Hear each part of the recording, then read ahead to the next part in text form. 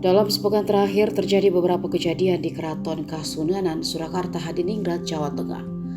Terbaru konflik antara keluarga bangsawan Keraton Solo terjadi pada Jumat 23 Desember malam. Kerusuhan itu mengakibatkan 4 orang luka-luka, melibatkan kubu Sasono Putra yang mengatasnamakan Raja Keraton Solo, Pakubuwono ke-8 Hangabehi, dan Lembaga Dewan Adat.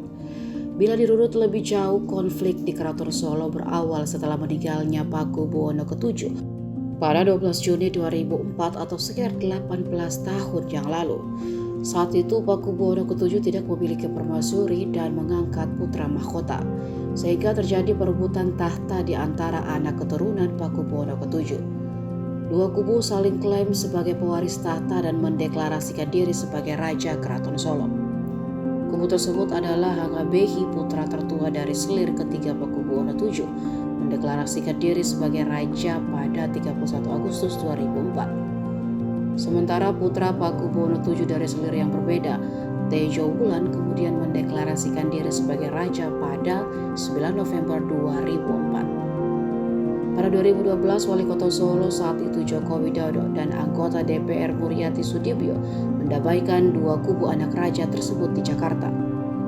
Hasilnya Hangabehi dan Tejo Wulan sepakat berdamai dan menandatangani akta rekonsiliasi. Hangabehi yang merupakan putra tertua Pakubuwono VII tetap menjadi raja, sementara Tejo Wulan menjadi Mahapati dengan gelar Kanjeng Gusti Pangeran Haryo Panembahan Agung. Meski begitu, sejumlah keturunan Pakubuwono VII menolak rekonsiliasi dan mendirikan Lembaga Dewan Adat Keraton.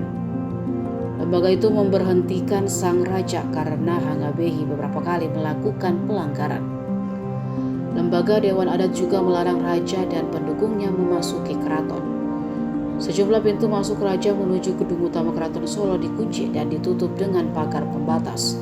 Akibatnya Pakubuwono VIII yang sudah bersatu dengan Tejo Wulan tak bisa bertahta di Sasana Sewaka Keraton Solo. Pada 2017, Presiden Jokowi pernah mengutus anggota Dewan Pertimbangan Presiden, Jenderal Purnawirawan Subagyo, melakukan upaya rekonsiliasi, tapi gagal.